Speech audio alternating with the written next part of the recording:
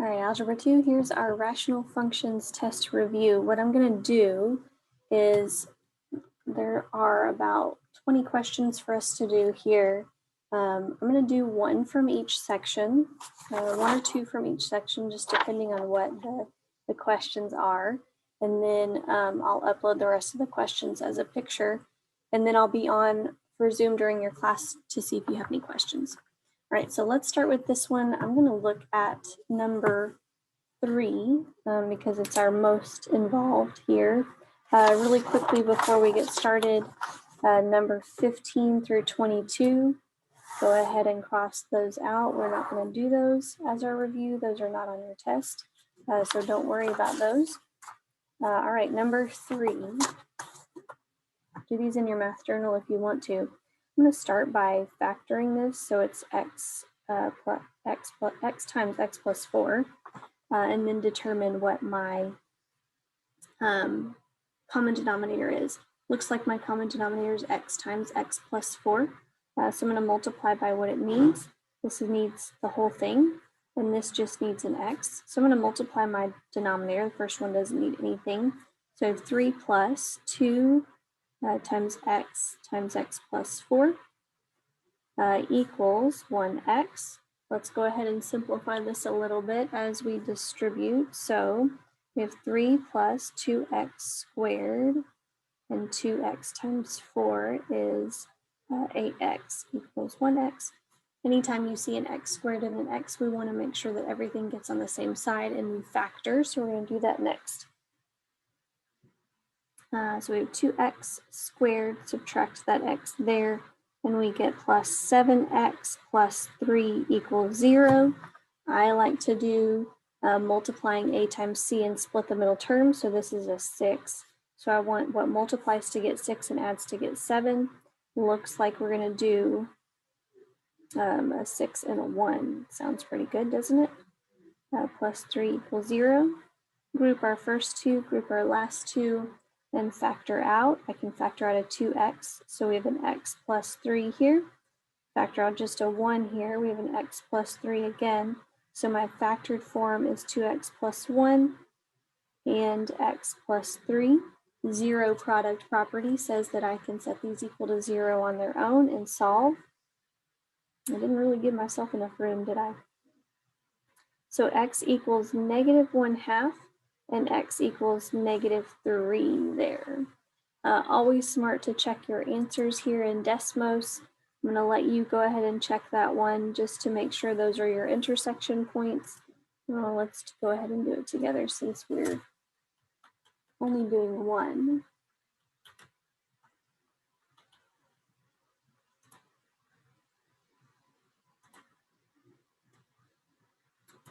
Here is our graph, so I'm going to put this and let's pause this. All right, so remember we're looking for that intersection point of those two functions. So I said that -3 and -1/2 were my intersection points. There's -3, there's -0.5. They actually are intersection points. We don't have any extraneous solutions, so that's really great. Make sure in your review that you're checking for those extraneous solutions. But in this case, those are both good solutions. All right, let's move on to the back here. We're identifying the vertical asymptote, horizontal asymptote, domain, and range of each equation. So vertical asymptote and domain has to do with my denominator. My vertical asymptote here should be x equals 0. And my domain is everything but x equals 0. So we're going to say -infinity to 0. 0 to positive infinity is our domain. Oh, my terrible infinities. Range we can look at here, and it'll kind of be determined from a horizontal asymptote. Remember when the degree of your denominator is greater than the degree of your numerator. Let's go back to our notes because I always forget, and that's okay.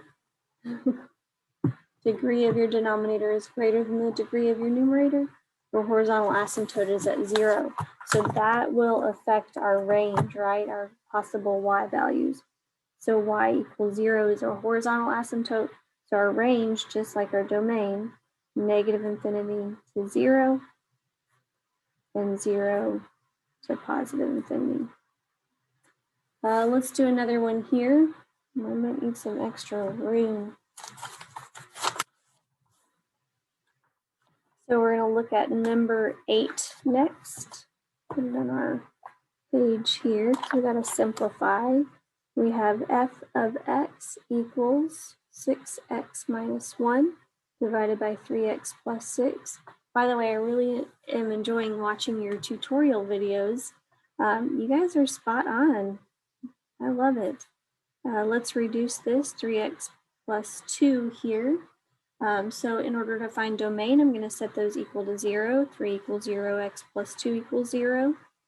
So x equals -2. In this case, our domain, I'm going to write on this one, our domain cannot be -2. So it will be -infinity to -2, and then -2 to positive infinity. Always checking your graphs here is a smart idea. Oops, that should go down here. Negative infinity to -2. -2 to positive infinity. All right, there we go. Get it in the right spot. So that affects our vertical asymptote as well. Our vertical asymptote is that -2. I can't cancel anything out, and so it's a vertical asymptote and not a point of discontinuity. Horizontal asymptote, the degree of the numerator is the same as the degree of the denominator. So we're going to set them up as a ratio 6/3. Reduce that, and I get 2, right? That will affect my range here. So my range is from -infinity to 2 and 2 to positive infinity. All right.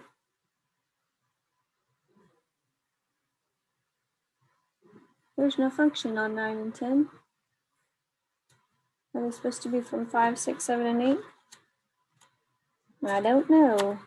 All right, so I guess we're not going to do 9 and 10 because there's nothing there. Here we go. Here's a good one. We're gonna do vertical, horizontal asymptote, domain, and range, fill in the table, and then graphing it too. Let's do number 12 here. So vertical asymptote here, setting our denominator equal to 0, x minus 2 equals 0. Therefore, our vertical asymptote is x equals 2. When simplifying, I couldn't reduce it with the numerator. They don't have similar factors, so it stays an asymptote. All right, horizontal asymptote. My numerator degree is smaller than my denominator degree, so my horizontal asymptote is at y equals 0.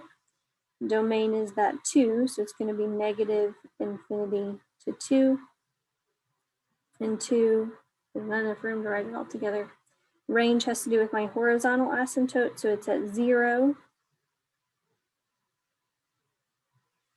And then table, and I'll use your resources. I'm not going to plug these in. I'm just as lazy, I promise. So what I'm going to do is grab my Desmos. We're going to plug our function in here. All right, we plugged our function in, and then I went to settings and drew a table. So I am going to use these numbers for my table here. So let's see. I want 5 good numbers. So let's see if we can get 5 good numbers. 0 and 0.5, 1 and -2. Got my asymptote at 2, and I need some numbers for this branch over here. So let's say, what's 5? What's 7 maybe? 7, okay, that's a good number. So 5 and 4.6 repeating, and 7 and 4. So first thing we want to do when graphing is to find our asymptote and go ahead and graph our asymptote, which was at, or both asymptotes, which is at 2 for our vertical. Dashed line is right here. And 0 for our horizontal. Can't really see it there, but you can see my arrows. And then we'll graph our branches. So -2, 1.75 is about here. 0.5 is about here. 1, -2 is here. So that covers Wait a minute, did I have those wrong?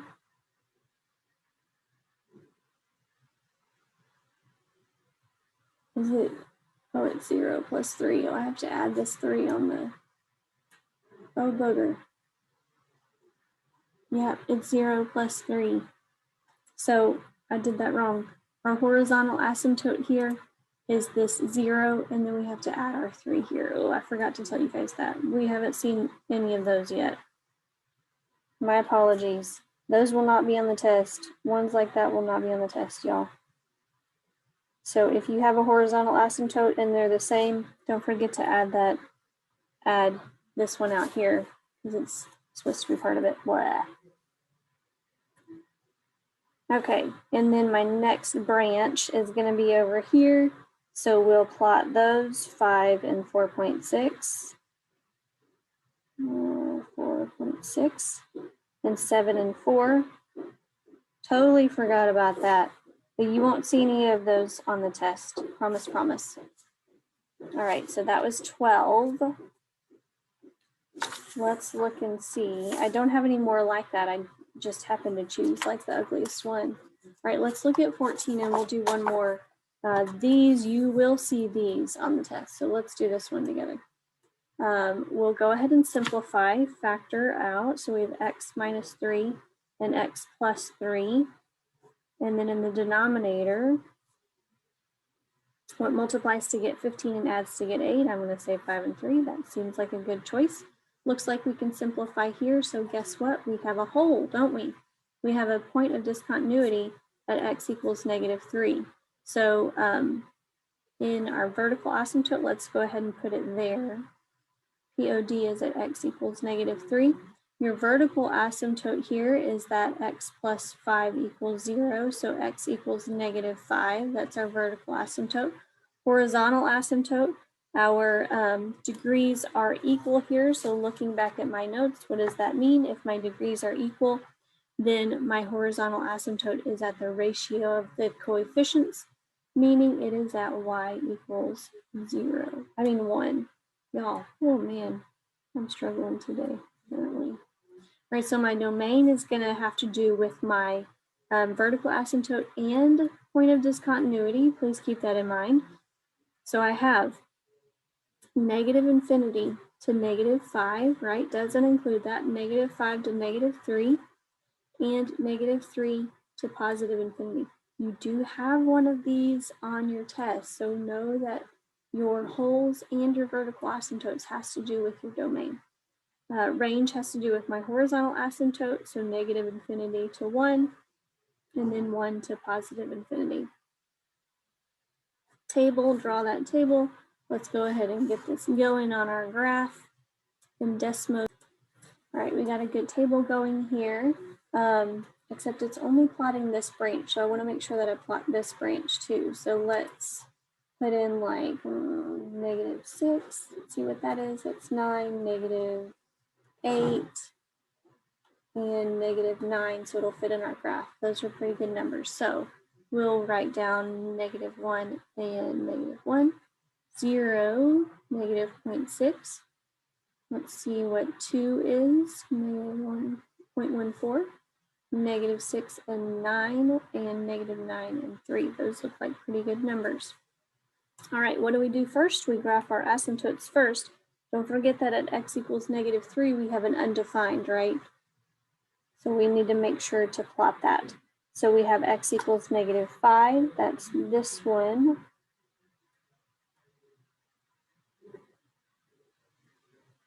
And then y equals 1, that's up here. We didn't have an outlier or a constant, so we're not going to add it like we did the last one.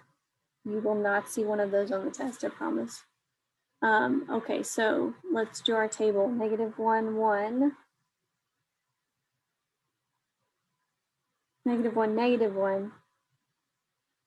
0, -0.6. And 2, -1.4. So it goes up a little bit after that to meet the horizontal asymptote. -6, 9, or yeah, -6, 9, -9, 3, Kind of does this swoopy thing here. All right, so there's our branches. We got our asymptotes. We are good to go. Using Desmos is always very helpful, isn't it? All right, let's move on. We skipped 15 to 22. These are our basic operations. So I'm going to do, let's see here. Oh, that was the front, wasn't it? All right, let's do 37 and 39 because I know that those are tricky with the compound ones. So when we multiply, we're multiplying straight across. I'm going to multiply my numbers together. 15 and 60 and 30 is 90. And then remember, we're going to add our exponents. So we have x to the 4th, y to the 8th here. And then 2 and 9 is 18, x to the 5th, y to the 2nd. Remember, we could have reduced here as well. That probably would have been better. I can reduce it by 9 for sure. So we'll say 10 and 2. Oh, I can keep going, can't I? 5 and 1. That's even better. I have an x down here, and then I have a y to the 6th. So my final answer there is 5y to the 6th power over x. Not too shabby. We could have gone up here and reduced. We should have done that. All right, compound fractions here.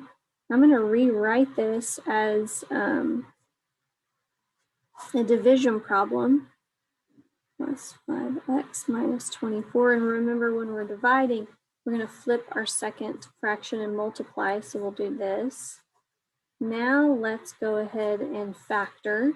Multiplies to get 22, adds to get negative 9. I think that's a negative 11 and a positive 2.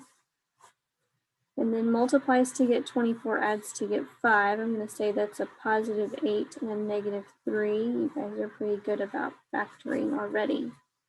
Now let's see what we can cancel. Bam, bam, bam, bam. I love it when it happens like that. So we have x minus 11 and x plus 8.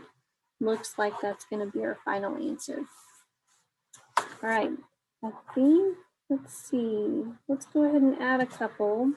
Let's do number 43.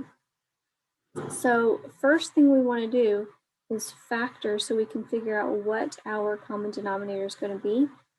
12, I'm going to say 4 and 3 there. And then we can factor out a 12 here and we get x minus 4.